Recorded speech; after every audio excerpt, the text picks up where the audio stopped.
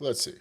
I've got an A harmonica and I've got a C harmonica in my hands. This is not going to be a long stream today. I've got a busy day.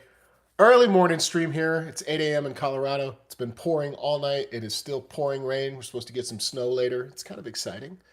Um, Today I'm teaching a blow bending and overblow class, so I thought I would come on and just talk briefly about it. In this class, we're going to define it, compare it, work on the techniques, learn some things with those techniques as well. The term blow bending and overblows are the most misunderstood or misused terms out of any harmonica terms that I've come across. It's like compared to vibratos or warbles or anything we talk about, it's this particular technique that confuses most people. So just let me give you the skinny on these topics in case you're wondering, and tell you why you might want to really consider getting into working especially on blow bends. So blow bends are contained on holes 7 through 10, 7 just being a microtonal bend, and then overblows are contained on the bottom of the harmonica, and they each do very different things. Okay, so the blow bending is responsible for flattening the notes, and the overblows raise the pitch, sharpen the note. And so I just want to say this. Well, I'm not going to go deep into the technique and teach you all about blow bending. That's what the class is for today. You can find more about that, I don't know, in the video description. I'll update it after I finish this post. But blow bending is crucial. I think so many people avoid the high end. We've talked about this because they're not getting a pleasant sound on the high end of the harmonica. So on this A harp, it's so important to get comfortable playing on the high end, holes 7 through 10. Just relax, use less air. I think you'll find that you need and want this area because of all the expression. The same reason you wanted all to play harmonica in the first place, most likely. All this type of stuff. Blues harp, at least.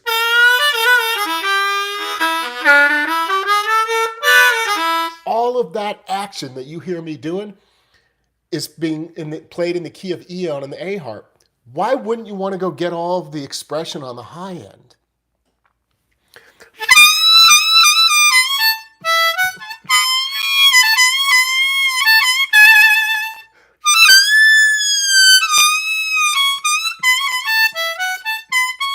In yesterday's video, I talked about strategy for working on patterns that help you become more agile as you move around. Well, those are great exercises and you can find those, but the starting point is not those exercises. It's getting good, clean single notes up top.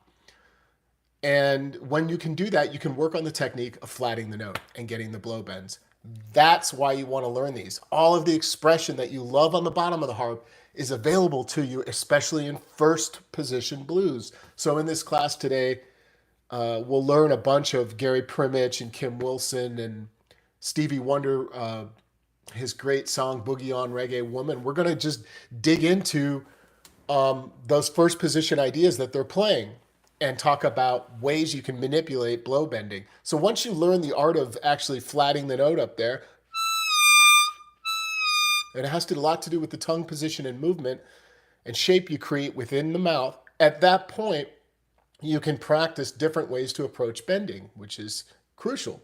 Do you want to go right to the bend? Do you want to release it after you get there? Do you want to hold it? Do you want to start on the blow note and bring it down? Do you want to do these microtonal movements like Kim Wilson does a great, like this stuff? How do you do a warble? How do you do a vibrato with these blow bends? That's what the class is for today. But if you're not joining that class, let me just say to you that it starts with clean, solid tone. Work on just relaxing and getting a nice single note. No tension around here, and breathe relaxed from your diaphragm. And in the world of overblowing, which I haven't even talked about, I would recommend starting on a C harmonica. Before I say anything about overblowing, let me just encourage you to master as best you can. Really get a lot out of draw bending and blow bending first, and then worry about the overblows. There is more to gain from working on overblowing than there is from overblows. Remember, overblows are contained on holes 1, 4, 5, and 6 blow, and there's something called overdraws that you can find on the high-end draw notes. These notes, overdraws and overblows, are raising the pitch. The one that I'm concerned with for this class that I'm going to share with you is 6 overblow. Why? Because that minor third, which is the 3 draw half step bend here in crossharp,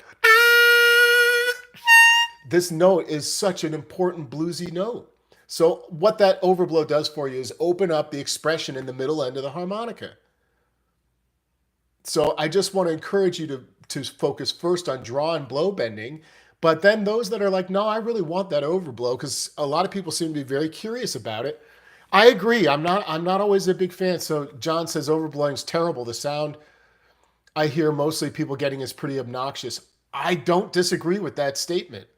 I really don't. Good morning to all of you. I don't disagree with that. I think for a lot of people, it's true. But consider this, John. I'm a traditional kind of blues harmonica player, right? But I absolutely bring in the 6 overblow. You guys might not hear it in all my clips, but when I'm out performing, we do all sorts of music. It doesn't come up a lot in the context of blues, but some of those funkier tunes. But even in blues, let me just play a little around with it. Notice I can just attack it instead of dwelling on it. Once the technique is solid, it's not going to squeak and sound so terrible on you. And you can just kind of practice using it as a passing note, you know? Do you hear it? So it's actually, it can be very useful. I just want to put it out there that if you've written it off, like I did for many years, the 6 is the one you want to target. So yeah, it's just like anything. You got to get used to it and find a groove, a rhythm of how you want to use it. But first it comes down to getting the technique. The embouchures that we'll get into in today's class, I'll talk about it. They're similar, but they're not the same.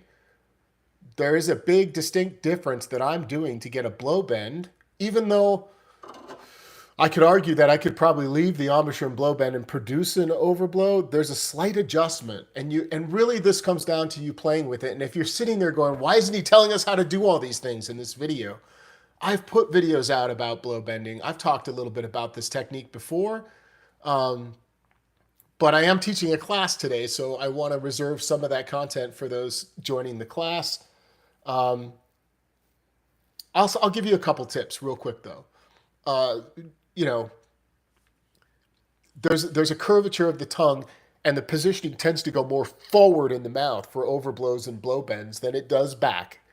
So focus your attention with blow bending and overblowing with that tongue being more forward and up front in the mouth. Then experiment with the shape of the tongue, how much your jaw or mouth is open versus closed. There's a big tip for you. Yeah, the 6 adds a lot of flavor, easy one to learn.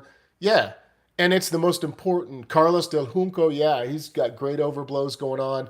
Players like Philip Yers, Howard Levy, Sandy Weltman, Jason Ricci uses overblows. He's not a crazy overblower. I just want to point that out. Mostly he's focused on just bending. But he does use that 6 a lot, and I'm sure he's using the 5 as well. And he's very effective with it. So you don't need to become this prolific overblow player on 6, 5, 4 and have to use the 1. You could just find that 6 and get creative. Today in the class, we're going to learn second position ideas with overblows, feeding off of moving upward and downward, and in second position, like I said, so that you can see how I'm using it. Just to get started with it. It's not a deep dive into overblows. Blow bending, we're going to get heavy into these ideas though. So I hope this is helpful. It's what I got today. I'm going to try to cap this at 10 minutes. Let me see if you guys got some comments for me before I do that. Sorry, I'm off screen here. And again, good morning to everybody that has tuned in. I appreciate you guys checking out these streams. Hello to my members. We're up to 17 members on this channel. If you have not become a member and you love these live streams, you want to motivate me to be coming on all the time, become a member. Yeah, other people are going to get the advantage of me coming on live on my channel and not being a member, but by you actually making the choice to be a member, it pushes me to want to do more. And then, of course, the exclusive content for the high-tier members, I'm pumping that out. I'm going to do more than I thought. I'm going to give away more than I planned as far as the Little Walter and William Clark tiers. And I'm just motivated to be more spontaneous these days for whatever reason. So that's what I got. Let's just check the chat real quick if I can find it. There it is. So let me just catch up on this chat. Turn this like this a little bit. Hey, John, good morning. Yeah, I'm banging out these videos. I'm trying.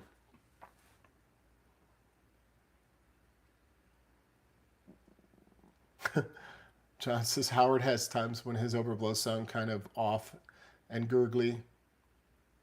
You know, they're just it's a finicky technique. It's very difficult. That's why I use it in very limited application and in the context of blues. My heroes didn't play overblows, so I'm not really I wasn't super concerned with getting too deep into it. Let me talk about something real quick here before I go. I'm going to try to limit this to, let's say now, 15 minutes. Rockets are not the best harmonica for overblow out of the box. I'll just mention this quick. Most people will tell you if they've been around long enough that you should set up your harmonicas if you're really going to be overblowing and using it a lot in your playing. That means lowering the gaps of the reed closer to the reed plate so that these overblows come out easier. That said, I don't do any of that, and I'm using overblows on multiple key harmonicas, on Marine Band Deluxes, crossovers. They're easier to get out than typically a Special 20, especially a Rocket, let's say in a Rocket amp. I'm just talking Hohner harmonicas because that's what I know. But if it's a good harp, like a Marine Band Deluxe and a crossover, anything I pick up, I can usually just get an overblow on the 6. But it takes practice getting the technique. The Rockets are some of my favorite harmonicas for blues, though. So whoever said that, Jimmy just got a Rocket learning blues. Man, those are just, I love the Rocket. In fact, the more I play it, the more I fall in love with the way that the regular standard Rocket plays and sounds.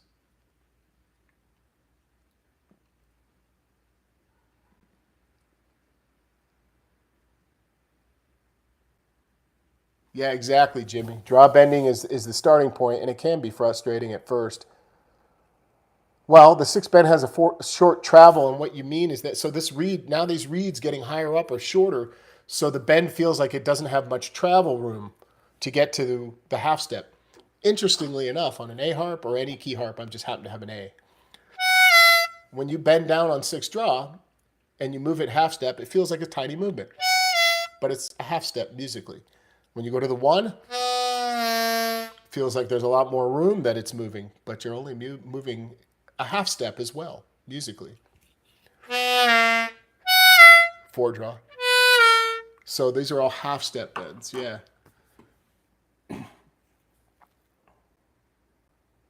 Yeah, I agree, John. You do have to do some setup if you're going to be using them a bunch.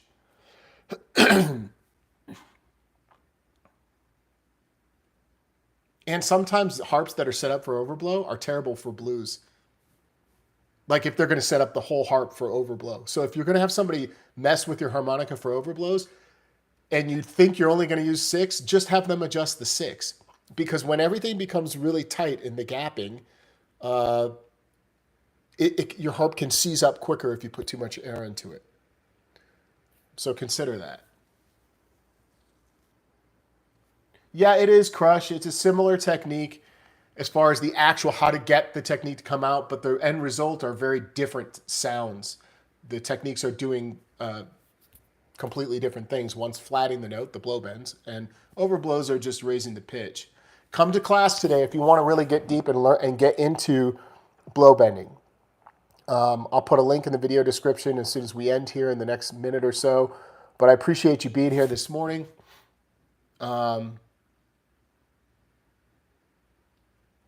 They say the gold melody can be used for the best, would be best. Well, Howard seems to think so, and he's pretty much an authority on overblowing. All right, that's what I got today. I'll leave you with some blow bending.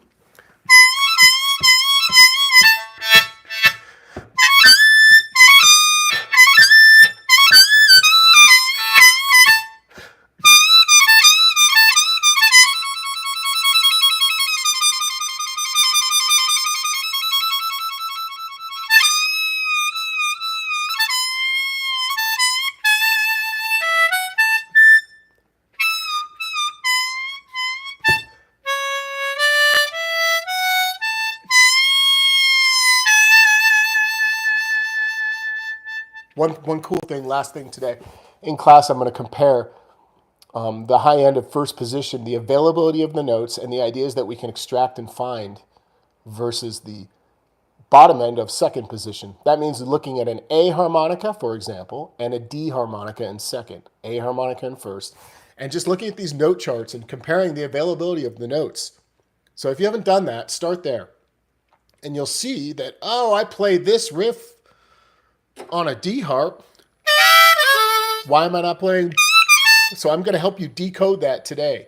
I'm going to give you some of these concrete ideas to practice. We're going to transpose a couple things. And when we get into Kim Wilson's Trust My Baby and Gary Primage Doghouse, some of these lines that we're going to break down are just, go listen to these songs. Just check out Gary Primage Doghouse. I just love this on a B flat harmonica, first position, all in the high end, and the intro there. And Trust My Baby, Kim Wilson's playing on a G harmonica in first position. Go listen to that, please. You're going to be mind blown at what you hear. It is just absolutely, and of course, Stevie Wonder's Boogie on Reggae Woman. These are three great examples that we're going to dig into. So I got to run. I got to go practice. I love you guys. I appreciate you hanging out and typing all these wonderful messages this morning. Apparently, it's okay to come on early. You guys are early like me, so it's anywhere between 8 and you'll start seeing my live streams consistently to my best ability between maybe not quite this early, but 8:30, 9 o'clock a.m. Mountain Time. I'm on Mountain Time, an hour earlier than Central, up to like, as late as like 1 o'clock or so. That's going to be the parameter that I start focusing in, and I'll narrow it to my best ability to land on an exact time for you guys. I've had a blast hanging out, but I got to get into this class. And don't forget, I'm hitting the road, so if I'll put another mention of the upcoming dates starting May 2nd. Hell yeah. Come back and listen. Thanks for being here, everybody. Peace. Make it a great day.